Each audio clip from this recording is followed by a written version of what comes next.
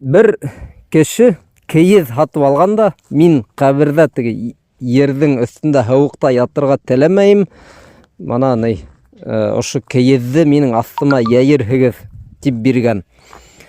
Һорайҙар, был теге үлгән кешенең васыяты тип ергә яйыргамы, юкмы? Кардәштәр, әгәр ниндәйҙер кеше дин кушмаган нәмәне һорай икән, быны эшләргә кәрәкмәй.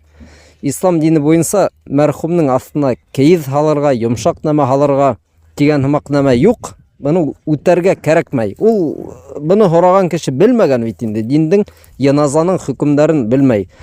Бөгөн кемдер кейез яйығыҙ тип әйтәсәк, иртәгә кемдер әйтәсәк, мине кейем менән ерләгеҙ, шунан тағы ниндәйҙер теләктәр теге. Ул яназаның үҙенең хөкемдәре була.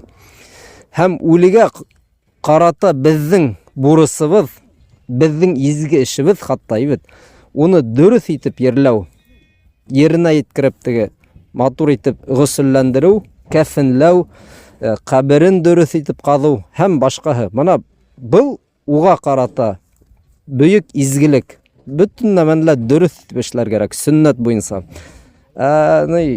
Кемдер теге үҙе белмәгәнлектән нимәлер талап итә икән, быға ихтибар итергә кәрәкмәй.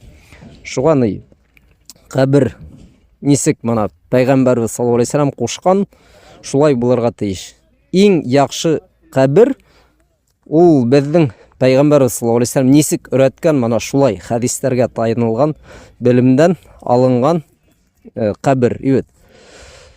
Әгәр бынан яҡшыраҡ нимәлер булһа, быны сәхәбәләр эшләр ине. Әгәр мәсәлән кейез һалыу үленең астына ул ниндәйҙер кәрәкле, яҡшы нәмә булһа, быны ниндәйҙер сәхәбәләр, тәбиғиндар, ғалимдар талап итер ине. Улар талап итмәгән.